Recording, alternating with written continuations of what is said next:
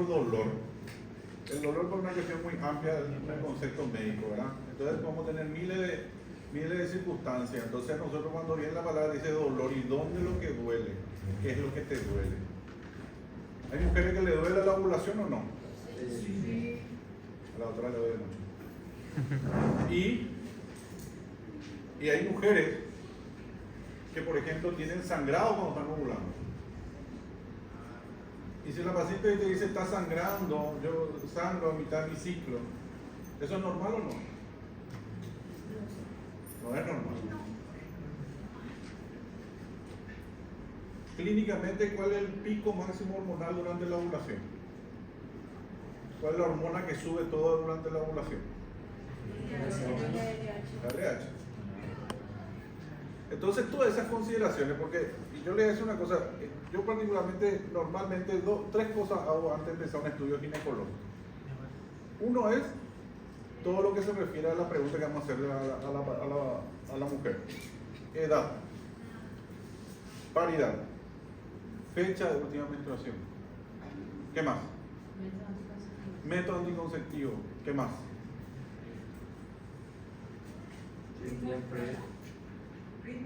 Ritmo menstrual. Ritmo menstrual. Muy importante. ¿Qué más? Paridad. Dolor, dismenorrea. ¿Qué más? Ya dijimos. Fecha de última menstruación. Ya dijimos. Dispareunia. Dolor en general, digamos. Y después vamos a sacar todo lo que significa, todas las causas que pueden generar dolor. Es durante las relaciones, dolor al menstruar. El dolor menstrual, por ejemplo, hay que diferenciar otra vez si un dolor pre, durante o hacia el final de la menstruación. ¿Cómo estamos? Al final, porque no es lo mismo. No es la mujer, no hay una, la mujer le duele antes de la menstruación que es la que le duele hacia el final de la menstruación. Porque la connotación clínica es diferente, entonces las imágenes ecográficas te van a sugerir ir a buscar ciertos aspectos con respecto a eso. Y si la paciente siente o no siente la ovulación.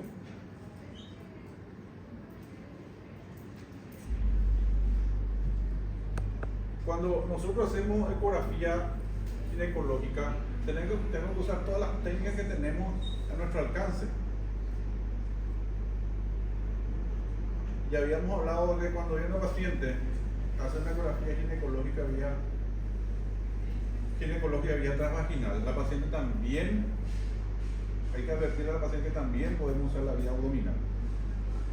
A la inversa, a veces es difícil porque la paciente, cuando vos te vas a hacer una ecografía abdominal, es más difícil hacerle transvaginal porque habitualmente no está indicado.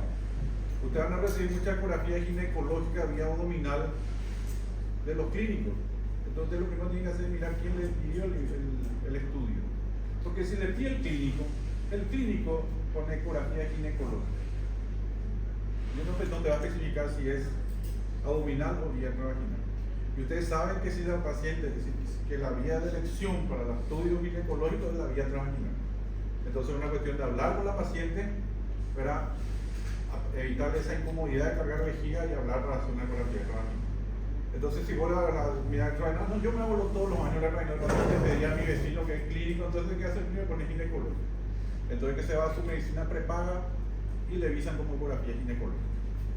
Pero nuestro método de elección siempre es la ecografía transvaginal. Y tienen que mirar qué es lo que le pide la orden independiente. Ahora, por ejemplo, van a recibir mucha ecografía ginecológica de los endocrinólogos.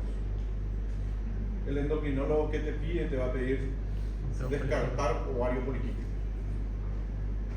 O sea, vos tenés que descartar una ecografía ovario poliquístico. ¿Cuáles son los tres componentes del ovario poliquístico? Uno. Aumento de tamaño. Amenorrea. El ovario poliquístico, el síndrome del ovario poliquístico. Amenorrea, alteraciones laboratoriales y quiste, o sea, microfolículos en los ovarios. Aumento del tamaño del ovario, volumen. Oligomenorrea o anovulación es el primero.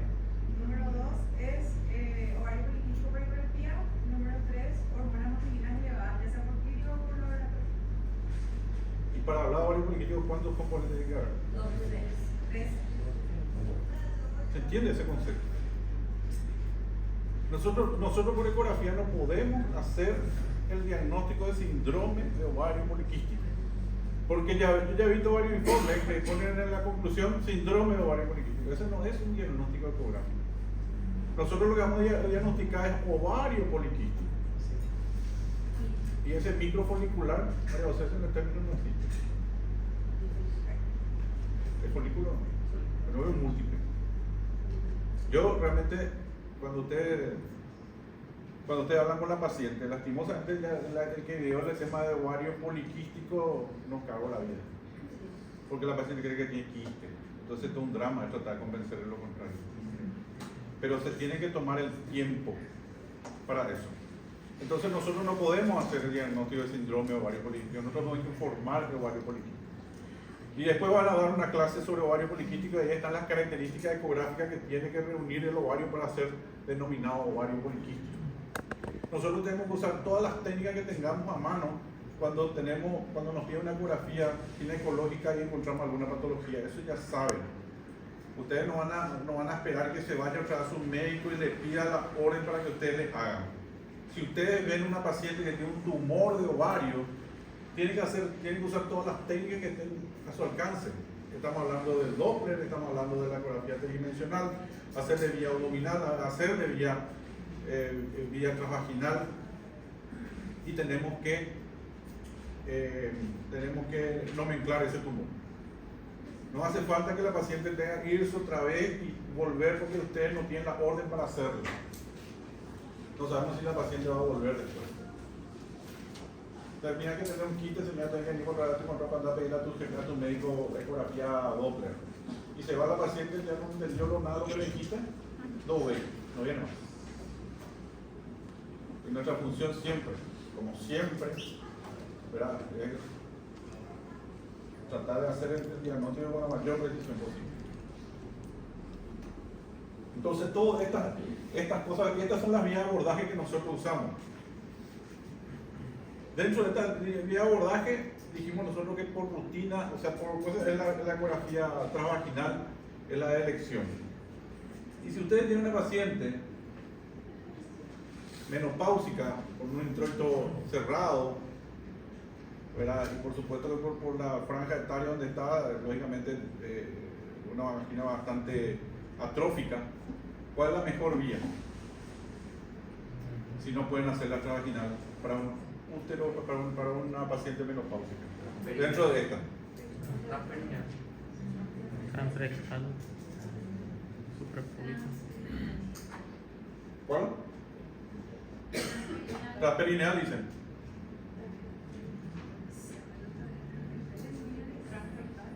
La transrectal. Es agresivo, doctora. Pero entre ver y no ver. Por eso que yo tampoco estoy de acuerdo cuando ustedes escriben en el informe ovarios no caracterizados. Porque ya he visto varios informes que dicen ovarios no caracterizados. Si la paciente no tiene antecedente quirúrgico, ustedes tienen que buscar esos ovarios en el lugar. No funciona así. Se tiene que buscar. Y si no está y hay mala preparación, mándele a hacer una preparación intestinal. Porque tiene muchos gases. Si no le están alcanzando por vía transvaginal, háganle por vía abdominal. Si a pesar de eso no están viendo, ¿verdad?, háganle una transrectal. Pero hay que encontrar el ovario.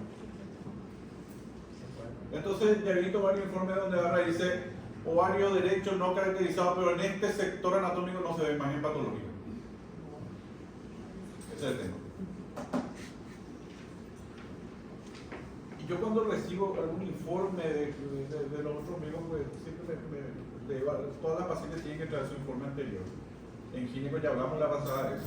En ginecología y en obstetricia todas tienen que traer su estudio anterior, si no son, sobre todo si no es paciente de ustedes. Se tiene que revisar toda la carpeta de esa paciente, incluyendo los análisis de laboratorio. Porque nosotros somos médicos. Porque yo ya le expliqué a mi secretaria, yo le digo ahora mismo a una ecografía ginecológica, ¿qué? En 3 segundos te va a hacer. No entiende nada lo que vemos. Pero las técnicas que utilizan, nosotros tenemos que analizar caso por caso. Y tienen que hacerle la anamnesis completa y revisar los estudios anteriores. Y ahora van a encontrarse con muchos casos que tienen que revisar porque le vino su marcador tumoral alto, el famoso CEA. Es otro tema. ¿Y qué viene la paciente y te dice? Le piden lo de rutina. Ahí lo ya empezamos mal porque no se tiene que pedir rutina. Le piden de rutina, el valor normal es 35 y no 38. O pata la mundo ahí. Porque se va y le muestra a su ginecólogo. Y su ginecólogo, bueno, está que está un poquito alto. Tenemos que hacerte un pesca. Entonces, se hace, empieza la ecografía de abdomen, ecografía de ginecológica, y ahí donde dice, yo ya he leído, doctor, yo puedo tener un cáncer de ovario, menopáusica, justo vos no le encontrás el ovario. No le encontrás el ovario, ahí se da una bola de nieve, ¿verdad? Entonces se va complicando las cosas. Por eso que yo, y voy a controlar la ecografía que hace, esos ovarios no caracterizados no existen. A no ser que tengan un antecedente aquí. Entonces, viene pedirle al laboratorio. Hay que revisar todo el expediente clínico, laboratorial y ecografías previas de la paciente. Parece engorroso, pero no es tanto. No es tanto. Y esto, tener una visión completa antes de introducir el traductor transvaginal o hacerle vía abdominal, te aseguro que le facilita muchísimo el trabajo. Porque si la paciente tiene un sangrado intermenstrual, usted ya tiene en la mente que ir a buscar endometrio por si encuentran un pólipo. Si la paciente tuvo un retraso menstrual, usted probablemente va a encontrar una persistencia folicular. Y voy a decir, mira, esto puede ser una cuestión ovario, y viene y dice, me dice el ginecólogo que probablemente tenga un quiste, así le dice el ginecólogo. ¿Verdad? Y vos te vas a encontrar el quiste, porque sabes bien, porque tuvo un retraso, tuvo una prolongación del ciclo, vas a encontrar una persistencia folicular. Entonces ustedes ahí le van a decir a la paciente, qué bárbaro, qué viene de tu ginecólogo, cómo sabe, acá está lo que te digo. Entonces el ginecólogo le va a seguir enviando paciente a usted. Porque la paciente se vaya a decirle, doctor, me dijo el doctor Lindor, porque es que escucha impresionante como. Porque sí, porque el ginecólogo ya hizo ese cuadro clínico de que eventualmente iba a encontrar eso.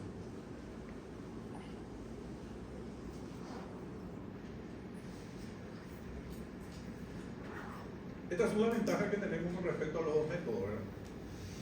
Son pruebas complementarias. Sigue siendo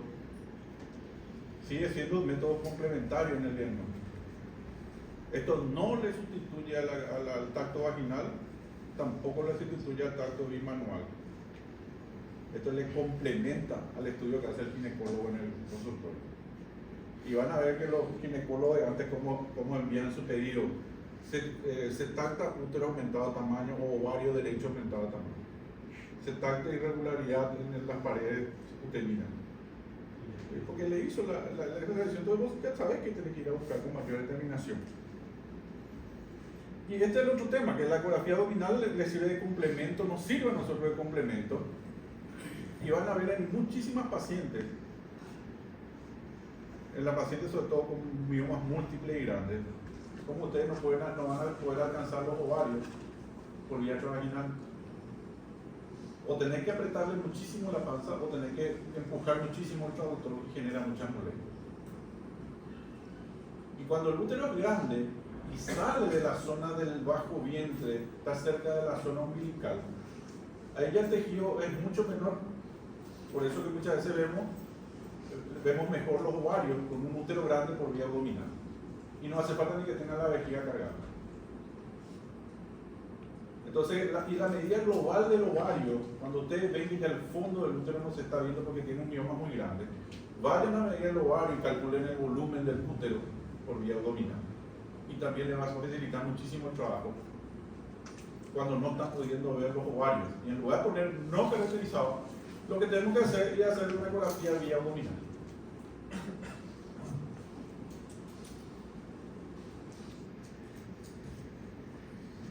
Y estas son las vías alternativas. Y eso yo le diría, dentro de estas técnicas, la que mejor visualiza los ovarios es la transrectal cuando tienen dificultades. Lógicamente que tienen que hablar bastante con la paciente para este tema. Esta es la forma como hacemos la ecografía transvaginal, esta es la vía abdominal, esta ya habíamos visto, la ventaja y la desventaja de los campos, de las vías de abordaje. Doctor, para hacer la transrectal hay que hacer un preparo intestinal o... Sí, hay que hacer un preparo. La vía transabdominal tiene la ventaja que vos podés ver ampliamente, que es lo que estamos hablando recién. Lógicamente que tiene muy poca definición, pero ahí necesita hacer la incomodidad de cargar la vejiga. En cambio, la transvaginal tiene una óptima definición, tiene una mayor proximidad a la estructura y mayor sensibilidad con el Doppler. La desventaja es que tiene menor campo, pues no podés mover demasiado. Y también la limitación que tenemos los movimientos del transductor. Estas son todas las indicaciones. Vamos a pasar esto. Y esto,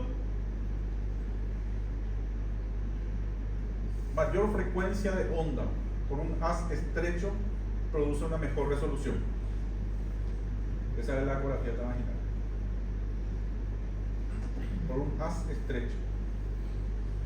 Pero produce una menor penetración de la onda. Por lo tanto, tenemos que acercarnos a las estructuras que tenemos que analizar. Este es el concepto físico de la ecografía transvaginal. Estas son las sondas que utilizamos.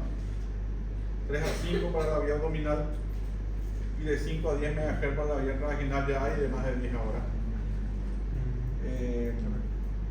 Y ya tienen todo ángulo amplio. Esa es una función especial que tienen todos los equipos donde vos le entonces, ¿qué te permite la ampliación del ángulo?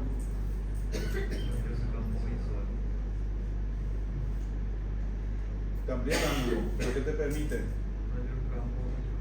Ampliar el campo. Está bien. ¿Y qué conseguís con eso? Por ejemplo, ver todo el cuerpo, el cuello está fondo. Entonces, hay que cuerpo, te digo, y el cuello se te escapa. No digas, te escapas todo, por ejemplo. ¿Qué es lo que conseguís con eso? La movilidad. Moves un poco el traductor.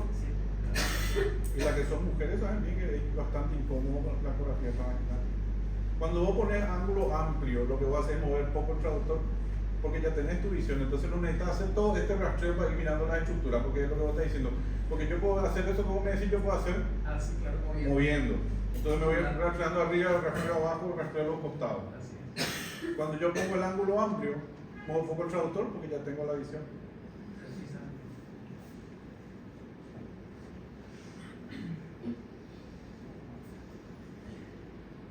Estas son las sondas. ¿Esto es por qué necesitamos nosotros tener la vejiga llena? Consigo una ventana. Ventana acústica. Una buena ventana acústica. Una buena ventana acústica. Aplicamos el gel sobre la pared abdominal y primero empezamos haciendo un corte longitudinal del útero por vía abdominal. Esta es la técnica cuando hacemos vía abdominal. Este es nuestro marcador del transductor. Este siempre está a aquel lado. Eso es muy importante. O arriba. Y vos sabés que esto, acá está el profesor Lindolfo, ¿cuántas veces tuvimos que corregir en pleno examen la orientación del traductor? Porque todo eso importa, porque si no vamos a llamarlo ovario derecho al izquierdo y viceversa.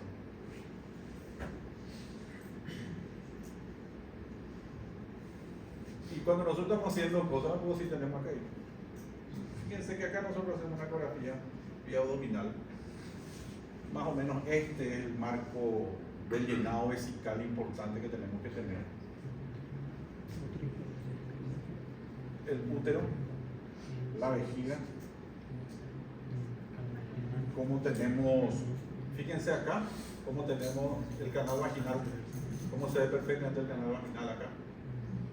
Y esta línea que es acá. esta línea negra que está acá. Muscular. ¿Esto qué es? Muscular. Recto. Este es el recto.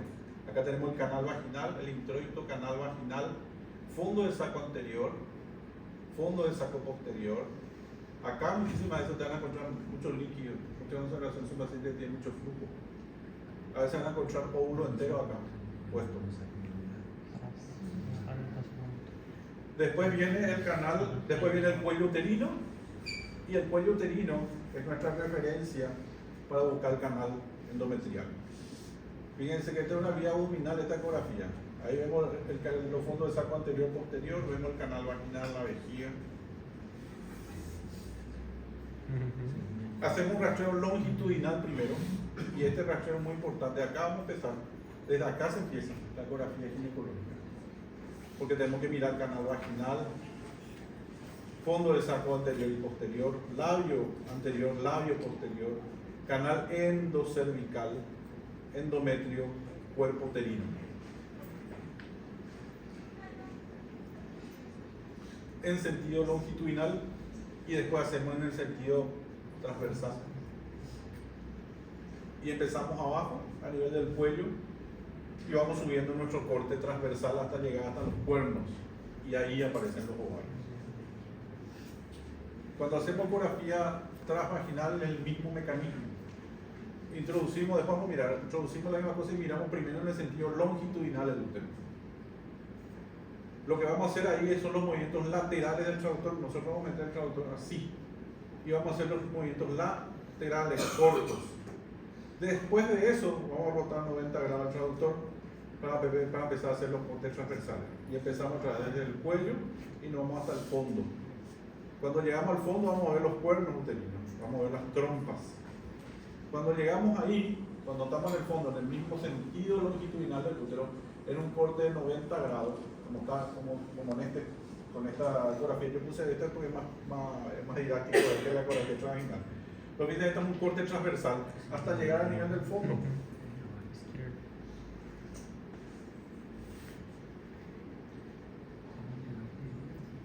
Fíjense que acá hay que estar ligeramente lateralizado por el tema de la vejiga muy cargada.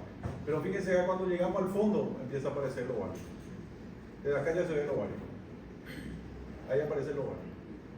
Porque yo estaba haciendo un corte y estoy ahí en el cuerpo, tercio medio, fondo, llego a los cuernos, acá está el cuerno izquierdo en este caso. Empiezo a ver ya la figura del ovario. Y ahí está el ovario. Por vía abdominal.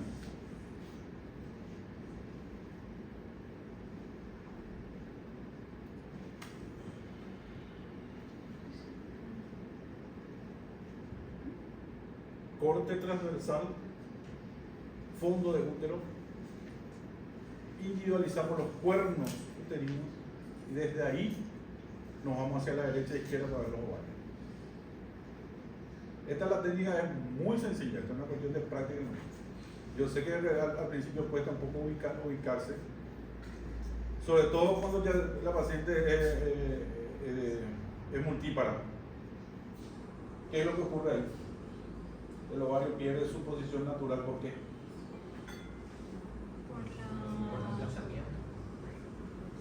Por la flacidez de la... ¿Cuál?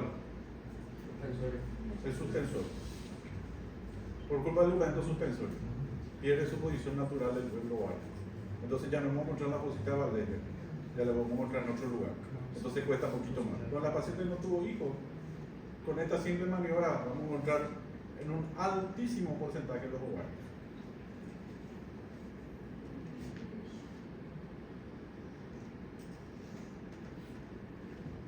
Ahí está subiendo el corte transversal. Ese es el rastreo que hay que hacer. Veamos de vuelta. Longitudinal, transversal, cuello, cuerpo, fondo. Ahí ya está todo rastreado los geométricos. Empezamos abajo y subimos. Primero hicimos corte longitudinal y después hicimos los cortes. Cuando hacemos este corte, ahí vamos a encontrar los ovarios. Veamos esto.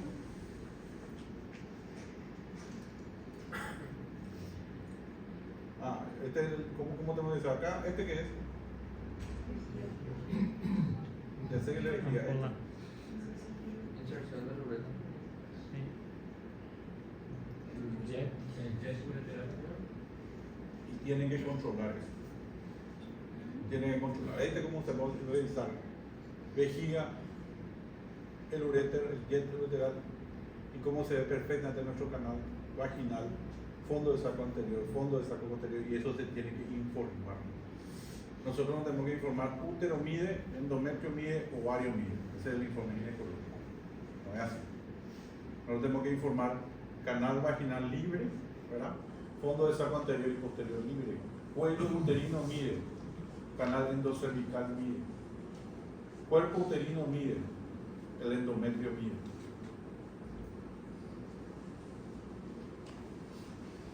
Una vez que tengamos esto, vamos a llegar a los ovarios y vamos a poder medir. Esto es lo que nosotros vemos en la ecografía transvaginal. Cuando el útero está en retroverso flexión, ¿en qué fondo de saco vamos a poner el transductor? Donde saco posterior. Cuando está en RDF, cuando está en ABF. Posterior. Porque ¿qué es lo que pasa ahí? Y ya le habrá ocurrido que muchas veces vos tenés el útero, viene una paciente después de un año y tenían su útero en anteverso y después al siguiente le ven retroverso. Sí. Y vos tenés tu informe ahí donde entendés qué pasó. Y otra cosa, cuando el útero está en retroverso flexión, esperen un rato que se acomode, que no crean. Porque si ustedes ponen así, van a de repente le va a tocar un corte súper coronal del útero. Y saben, ahí es muy difícil medir el endometrio. Entonces esperen un rato, vayan a los ovarios, vayan a mirar los fondos de saco, vean líquido, vean los ligamentos, ligamentos anchos, fíjense los parametrios, a ver si está todo libre. Cuando vuelven después para medir el endometrio, el útero ya se acomoda. Y se llega a acomodar. Si no se acomoda, nos vamos a hacer el examen bimanual para tratar de acomodar ese. Pero no vayan a medir el endometrio, sobre todo en los pacientes límites, cuando de repente una paciente menopáusica con sangrado, donde la precisión de la ecografía es fundamental para la clasificación de esa paciente. Porque si la paciente estuvo con sangrado y ustedes le miden el estado coronal, lo más probable es que le vaya a dar una medida muy superior a lo que realmente tiene. Entonces tengan que tener mucho cuidado con eso. Porque el útero también puede sangrar por atrofia, ¿verdad? ¿O no? Y si ustedes informan endometrio grueso, esa paciente se va a ir a una histerocopía innecesariamente. Acomódenle bien al útero primero antes de medir. Es lo que habíamos dicho: primer movimiento del traductor anterior y posterior. Siempre en este movimiento es siempre en el plano sagital. Movemos de costado. Eso es para ver la pared anterior, después la pared posterior del útero. Y después en el plano transverso, y después hacemos la combinación de ambos. Y revisamos. Cuando nosotros estamos haciendo la revisión del útero, lo que vamos a rastrear desde el fondo, desde el cuello hacia arriba y desde el fondo hacia abajo de vuelta. Entonces ahí vamos a ir buscando lo que pasa en las paredes del miometrio.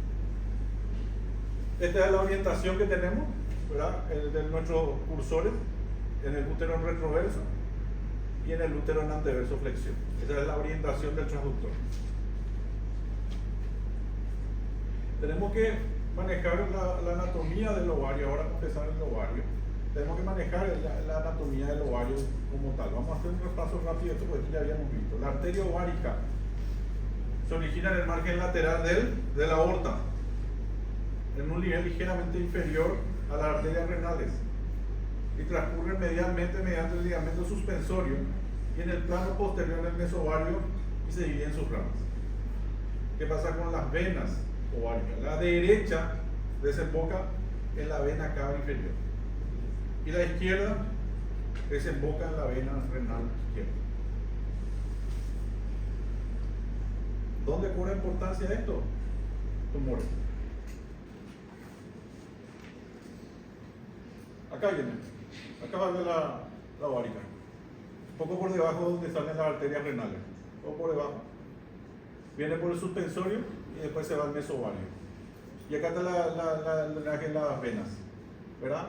El del lado derecho desemboca en la vena cava. En cambio el izquierdo, la vena ovárica izquierda, desemboca en la arteria, en la vena renal. izquierda. Esa es la anatomía. Después se va dividiendo en ramas, en todas las ramas que van a agregar todo el periné. Este es el sistema linfático del ovario. Fíjense esta que cadena es. Esta es la parabólica. Este es nuestro punto de crítico en los casos de cáncer. Acá hay que entrar a revisar. La pasada el profe Alcázar que vino nos mostró cómo veía los ganglios.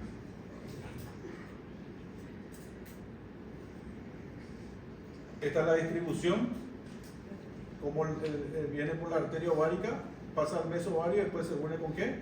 Con la uterina. De cada lado y forma el arco vascular que corresponde a esto. La relación del ovario con la trompa. ¿Esto qué es?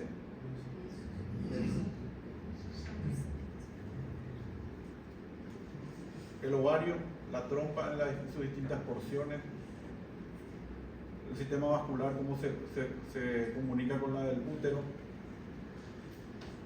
Y esto mismo nosotros vemos por ecografía, en cualquier vía que utilicemos. Dice que la localización es variable y es visible en el 95% de los casos. Fíjense que estas estadísticas eran ya hace un tiempito atrás, cuando los equipos no tenían la resolución que tienen hoy día. Hoy día es muy difícil que no veamos ovario. Y ahí está la ubicación. La colípara está ubicada en la fosa de Waldeyer, que corresponde a la pared lateral de la pelvis, limitado por la arteria umbilical obliterada por delante, por detrás con el uréter y a la arteria ilíaca interna y la vena ilíaca externa en el plano superior. La multípara es de ubicación variable por alargamiento del ligamento suspensorio. ¿Qué forma tiene? Ovoide y aplanado. ¿Cuál es nuestra referencia ecográfica? Los vasos ilíacos. ¿Este cuál es? ¿Hay dos acá? Sí. Está evidente. Siempre Ilíacas. la vena está por encima de la arteria. Creo que tengo un video acá. Porque esta es la arteria. Cuando ustedes miren, van a ver que el más grueso es la vena, pero como se superpone siempre la vena le aplasta a la arteria. Pero si ustedes se quedan un ratito ahí y sacan un poquitito el traductor, no aprietan tanto, van a ver cómo la arteria late y la vena recibe simplemente el impulso del latido de la arteria ilíaca. Esto es un corte parasagital para ver toda la estructura. Y el ovario, vamos a entrar casi siempre en este sector. Por eso este punto de referencia es muy importante. Aquí cuando hicimos el corte transversal, llegamos a los cuernos, y de los cuernos nos fuimos a la derecha e izquierda y nos encontramos sería los ovarios, nos vamos a buscar las arterias ilíacas. Y volvemos a rastrear la arteria ilíaca de arriba a abajo. En este sector tendría que estar.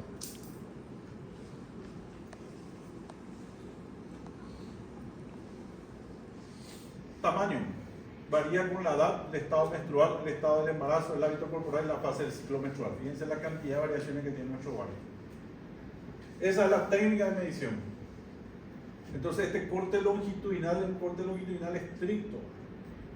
Pero eso no es yo conseguir, veo el ovario y ya friso la imagen de mío. No, encontré el ovario, procuro mejorar la imagen del ovario, optimizo mi equipo, pongo el foco donde tiene que estar el ovario, hago movimientos cortos con el traductor alrededor del ovario hasta conseguir su mayor eje longitudinal.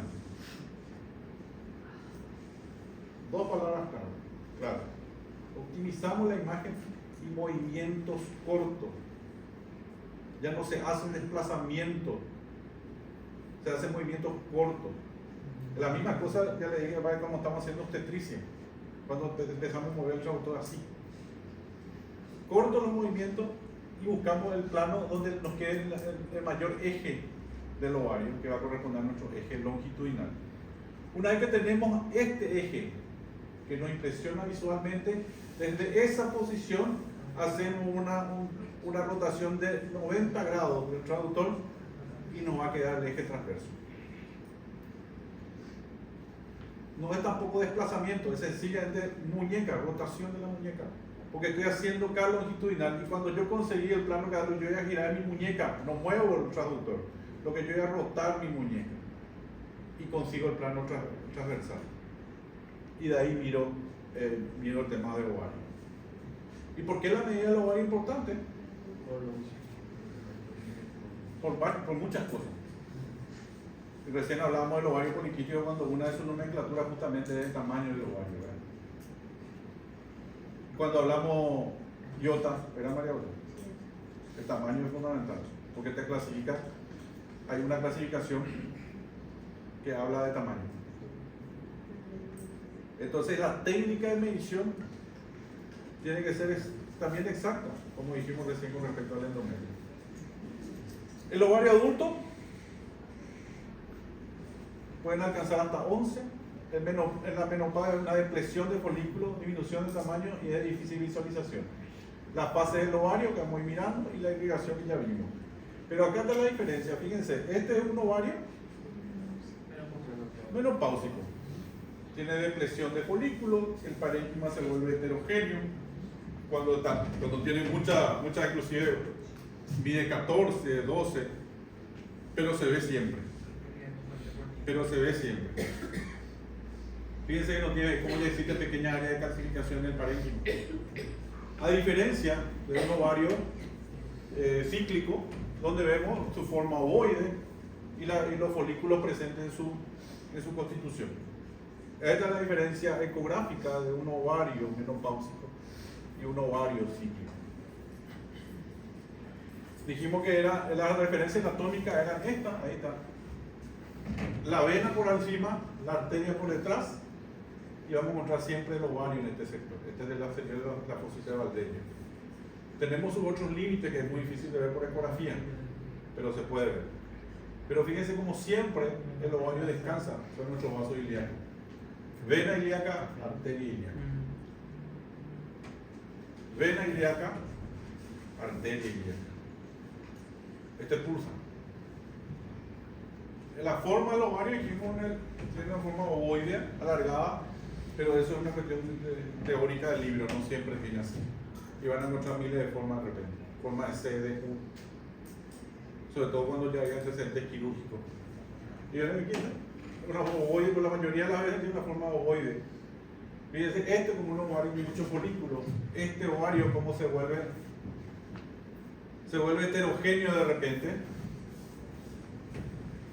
Cuando usamos el Doppler color, vamos a usar todo lo que tengamos a nuestra disposición para ver, porque ya este ovario tiene un aspecto de folículos normales, pero este ya no tenía este aspecto. Sigue teniendo la forma ovoide, no perdió su característica. Tiene bordes bien definidos, está bien separado, tiene buena movilidad. Esto tiene ese algo del ciclo, esa imagen que tiene acá. Entonces, nosotros le ponemos, seguimos utilizando nuestro equipo a nuestro favor, y fíjense lo que era sencillamente el cuerpo lúteo. Porque cuando usted tiene una imagen sobreagregada al ovario, ya no tiene esta característica, pierde su nitidez, pierde su contorno con el resto de las estructuras. Y esto, la vascularización se vuelve totalmente irregular. Bien. Esa es la forma, y fíjense, esta es la misma paciente. La paciente menstruó el 12 de mayo. Fue que día 20. Una paciente tiene 25 días de su ciclo. Estamos en el día 9. ¿Verdad? 12 al 20. Hoy 20. Día 9 del ciclo. Su ciclo menstrual es cada 25 días. Acá, ovario izquierdo y el ovario derecho. Acá, si nosotros no le preguntamos fecha de menstruación, si no le preguntamos qué método anticonceptivo, para qué viene, esto se va a informar como quiste. Pero ¿qué realmente es? Es un folículo dominante. Pero este ensayo nosotros no lo vamos a hacer si no sabemos en qué ciclo está la mujer. Ovario normal, es sencillamente su folículo dominante. Y las pacientes que usan implantes y demás, Muchos problemas. Porque si vos ya sabés que usa implante, vas a encontrar muchas veces los quistes. La misma cosa la gente de las usuarias de Mirena. La usuaria de Mirena también. Van a haber varios quistes. El tamaño, dijimos, tratar de conseguir el mayor eje longitudinal. Y desde este mayor eje longitudinal rotamos 90 grados nuestro reductor y conseguimos el plano transverso. Y entonces a partir de ahí hacemos la medida correspondiente. Hoy día los equipos ya te hacen la medida automática, así que ya no hace falta hacer ese cálculo de 0 por 0.5, ese grupo de cosas. Hay que saber por si acaso. Pero los equipos hoy día ya te hacen el cálculo automático del volumen del ovario, ¿verdad? Haciendo los cortes correspondientes. Este volumen está en 18, está grande ese ovario, ¿verdad? Sí. ¿Y el aspecto es que tiene?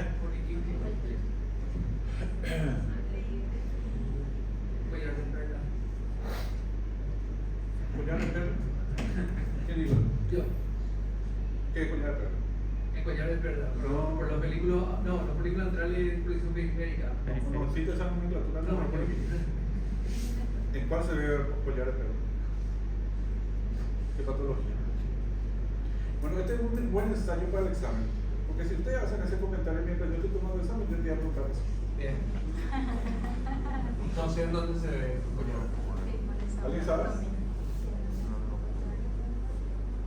En una radiografía de abdomen. Una patología ginecológica en el hidro salping. De ahí, rueda dentada, collar de perla. Ahí se ve. Ahora van a mirar, vamos a mirar. Y vamos a ver después la clasificación de Ganesville, enfermedad inflamatoria.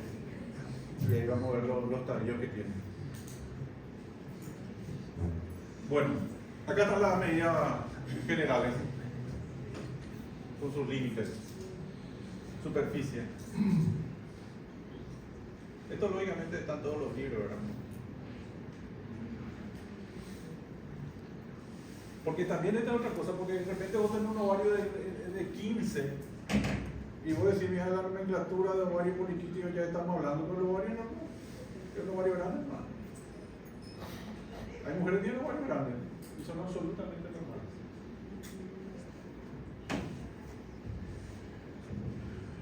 Ligamentos anchos visibles son el derramacítico, hay un poco de Douglas, acuérdense de esto, fisiológico, 1 o 2 milímetros de grosor, indoloro, asociado a menstruación, varices, retroversión uterina, signo indirecto de ovulación.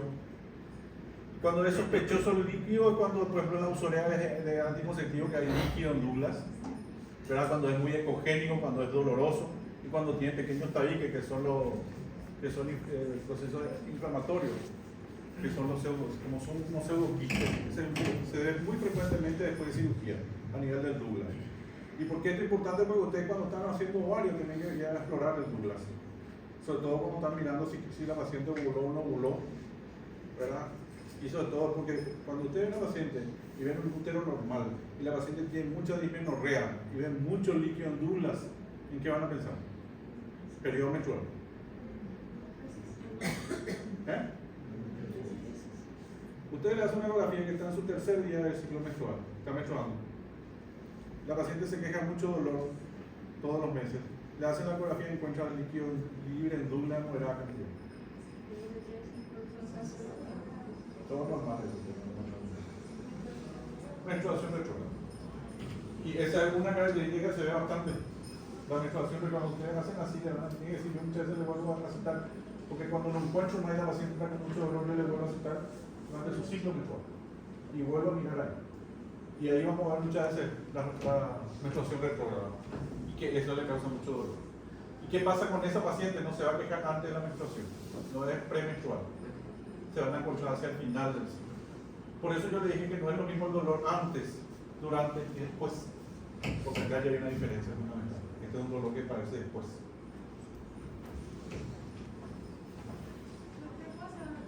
Sí. Esa mujer que tiene esa patología, una característica de su menstruación es escasa. Abundante. Generalmente abundante. No No. requiere una. Es abundante. Y generalmente ocurre más en los úteros retroversos que en anteversos. Y Y vamos a ver esto rápidamente porque tenemos que correlacionar, no estamos viendo nuestro ovario, tenemos que correlacionar con el endometrio y estas son las fases que sufre el ovario durante el ciclo de la mujer. Primero tenemos la fase folicular. Y fíjense que la fase folicular es la variable, es la que determina el ciclo. ¿Por qué?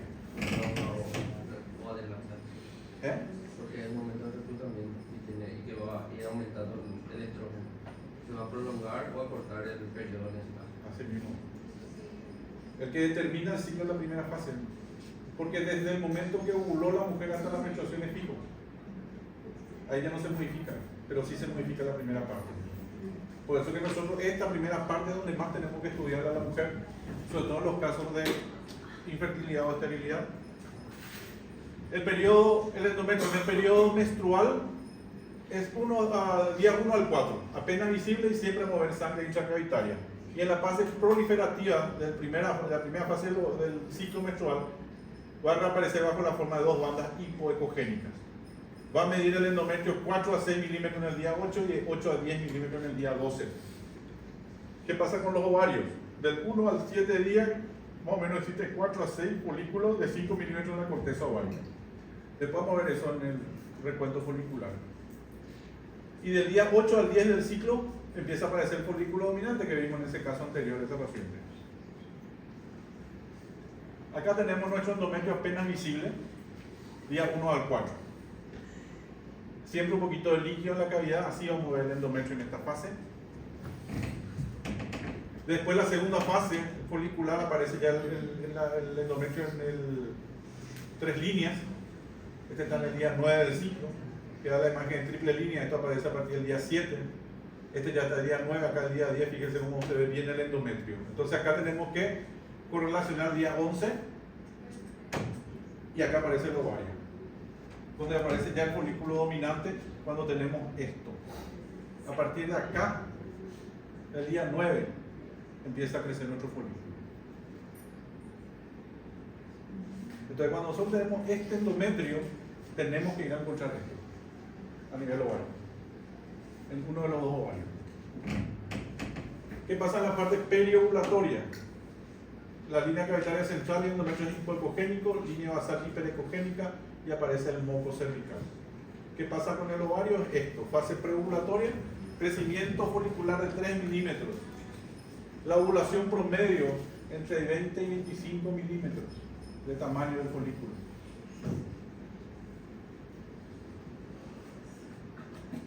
El edad del folículo en la primera fase crece 2 milímetros por día.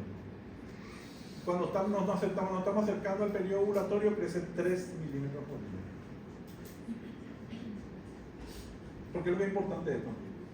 Porque muchas pacientes no se van a hacer monitoreo ovulatorio con ustedes. Su médico le va a pedir una ecografía transvaginal y le va a decir que va a salir en el día 12 de tu ciclo. Eso cuando le quieres va a hacer gastar paciente y entrando con esa disposición. Lo cual nosotros tenemos que tratar de adaptarnos a esas circunstancias, pero para nosotros saber cuándo menstruó y qué día del ciclo está.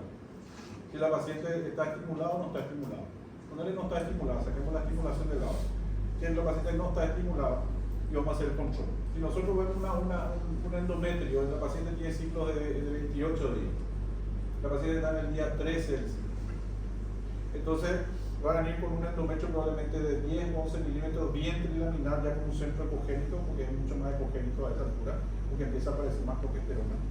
Y nuestro folículo dominante en ese momento, para un ciclo de 28 días, va a estar más o menos en 19 milímetros, 18-19 milímetros. Entonces yo mentalmente sé que ese folículo en esa época del ciclo va a crecer 3 milímetros por día. Entonces yo le voy a decir, mira, vos vas a estar preparada para ovular a sabienda de que nuestro folículo se rompe entre 20 y 25 dentro de 48 horas. Entonces vos le vas a decir, ¿sabes que va a ir? 48 horas siguiendo esta dinámica, vos tenés que estar ovulando en 48 horas. Cuando nosotros medimos el folículo dominante. Y esa paciente se va a embarazar, pero va a creer que vos sos lo máximo que es la tierra, pero nada, es como una cuestión de medida. Estos son los signos preovulatorios que ya sabemos que ocurren dentro del ovario: pared folicular engrosada dentada, el cúmulo óvulo, estructura cónica continua de la pared folicular, se ve esto. podemos ver la rotura del folículo, una división marcada del tamaño del folículo que se aplana y se llena de ecos, y puede ocurrir una pequeña derrame en la fosa ovárica y en el saco de Douglas. Estos son los signos ecográficos. Entonces ustedes van a escribir ovario derecho si tiene una imagen folicular de contenido heterogéneo de aspecto estrellado, que tiene un importante halo vascular perifolicular, ¿verdad?, que mide tanto por tanto, con líquido libre en Douglas, y todos son signos sugerentes de un folículo postovulatorio. Así se hace ese informe. Este es el periodo ovulatorio. Nuestro endometrio viene orgogénico, ya día 11. Un folículo dominante, ¿viste cómo se pliega? A veces se vuelve irregular la pared. Este está a punto de romperse. Fíjense el tamaño de este folículo, 22,6. Se vuelve heterogéneo y irregular, como pequeñas pículas que van saliendo. Y acá, ¿esto qué es?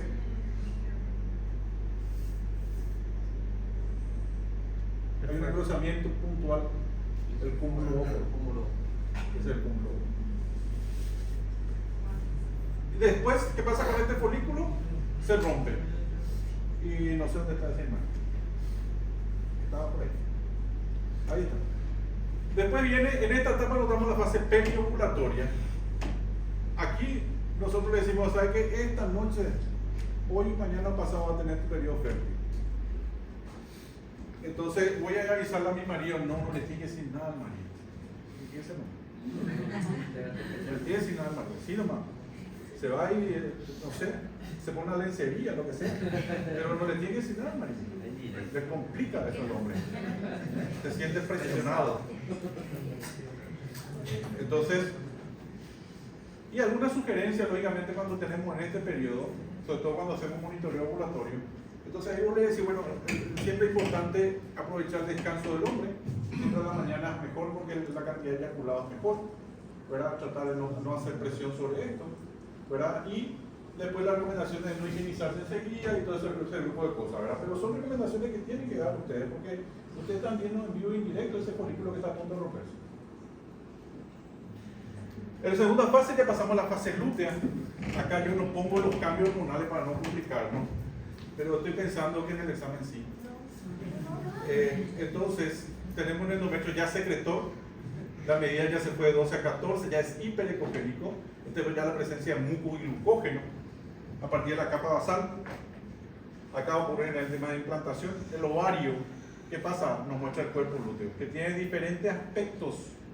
El cuerpo lúteo tiene diferentes aspectos. ¿Cuál es la forma habitual? Llena de coágulos, fibroso de pared gruesa, estrellado central. O puede ser un quiste grande, 1 a 3 centímetros. ¿Qué hace la gente? Y forma como quiste, hasta que no se rompió.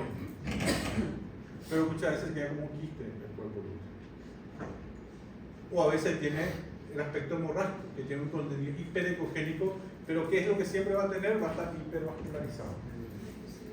El endometrio ecogénico, y si una paciente no sabe ni siquiera su fecha de última menstruación, ustedes con ver este útero saben que está en la fase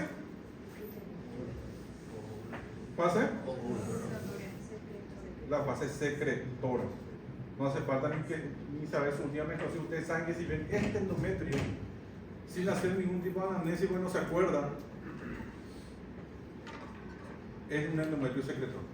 Ustedes saben que está en la fase secretora de esta paciente. Pueden tener el ovario quedado, el folículo dominante tiene un aspecto irregular, estrellado, borde hiperecogénico, central habitualmente. Cuando le ponemos el Doppler de fuerza, vemos nuestra imagen de hipervascularización a raíz del cuerpo lúteo y vemos siempre nuestro líquido libre en una pequeña cantidad. Signos de que hubo ovulación. Bueno, y el útero en la menopausia que encontramos nosotros, vamos a encontrar nuestro miometrio con calcificaciones, se calcifican las arcuatas, nuestro endometrio atrófico, y acá tenemos la característica del ovario que hace rato miramos, ¿verdad? Pero generalmente esto vamos a encontrar un endometrio finito, y lo que esperamos encontrar, que esta cantidad de líquido no tiene mucha importancia, no va a hablar la otra, Andrea sería el endometrio.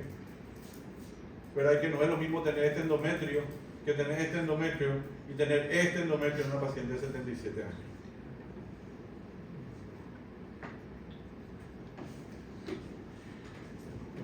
Tres cositas con esto porque está muy de moda, termino en 2 minutos, que es el tema de la reserva ovárica, porque ahora pues te piden reserva ovárica. Y antes te pedían una ecografía ginecológica, y ahora te va y ya te piden reserva ovárica. Así es, Tito, ¿verdad? Lo importante es que no me la saco, ¿no? ¿Qué sabes? ¿Quieres saber?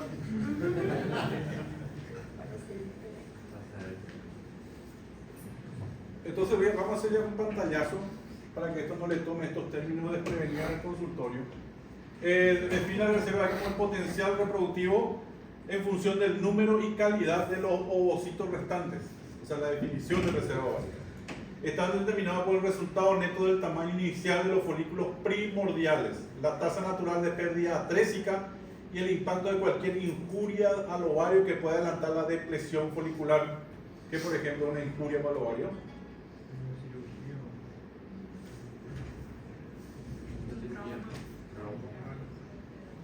Infección. Una cirugía, pues una infección más agresiva, quimio y radio. Exacto. De esto se puede inferir la gran variabilidad de la reserva ovárica, inclusive a la misma edad, así como las diferentes respuestas a la estimulación ovárica y a la edad del comienzo de la subinfertilidad y de la menopausia.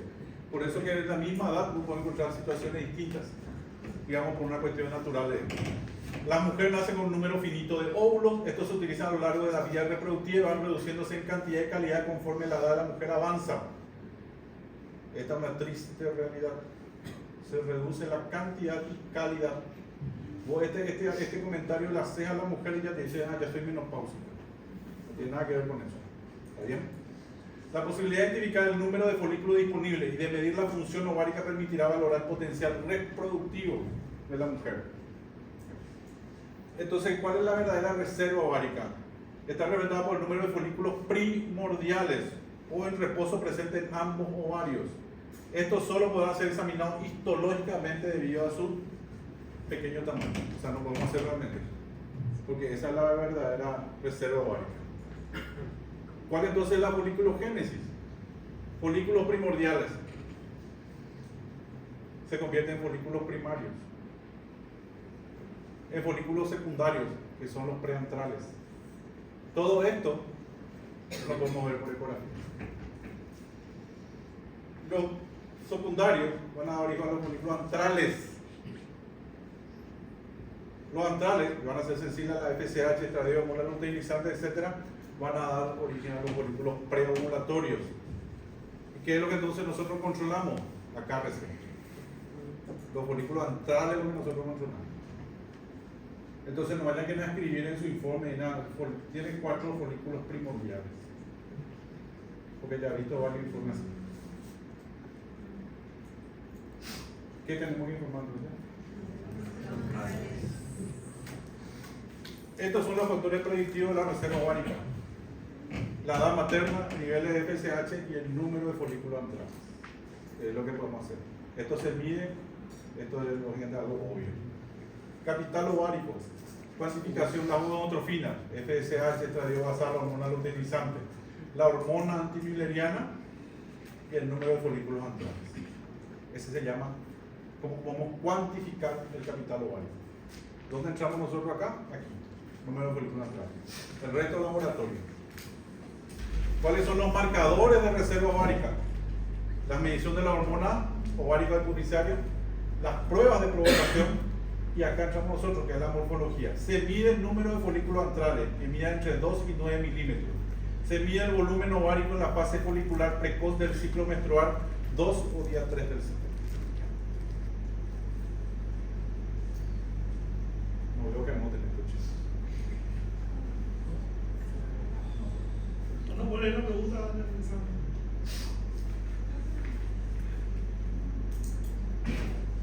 Recuento. Reserva baja, reserva normal, reserva alta. Cuidado acá, podría generar una hiperrespuesta. ¿Está? ¿Qué es hiperrespuesta, doctor? Cuando se estimula sobre varios folículos, lo más probable es que te genere un montón de folículos. Después generan quistes. para que esos quistes puedan, si la paciente no se embaraza, tiene que esperar a veces 2 o 3 meses para que vuelva el ovario a su fase basal para seguir empezar otros ciclos. Porque si volvés a estimular sobre ya los quistes, va a generar puede inclusive una rotura del quiste y entrar en quirófano. Aparte del dolor tremendo que tiene la paciente. Esos ovarios que generalmente un ovario mide entre 3 y 4 pasan a medir 10, 11, porque tiene muchísimo folículo, porque acá está el tema, esto había que medir antes. Este es lo que pasa con el volumen ovario. Reserva baja, reserva normal, y también acá el volumen mayor a 10 se puede generar una hiperrespuesta.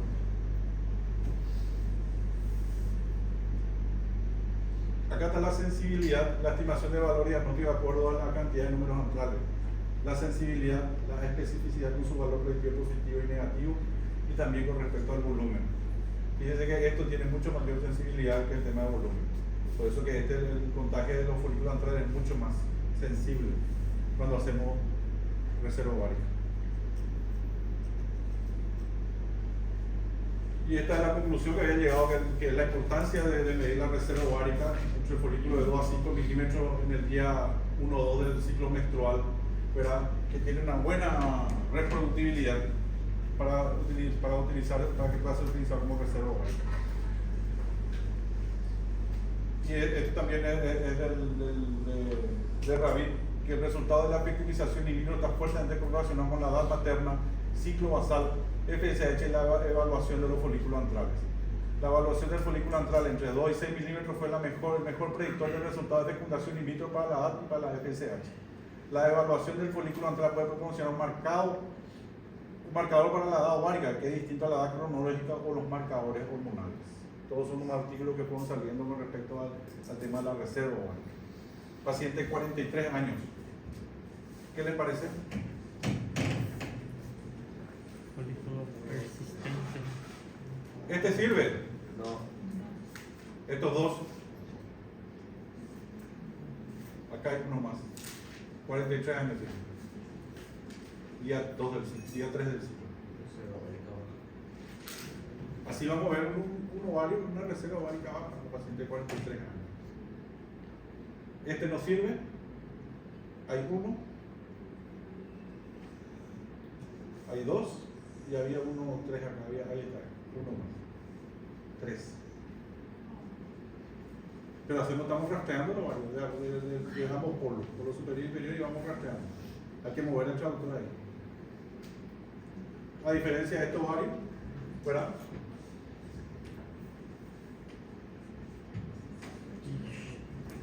¿Y ese ovario? Ese sí. Y hay que ver si no es alto. Mucha reserva. Porque nosotros contamos esto y le mandamos el número. ¿Es en cada ovario o es de otra vez? Bueno.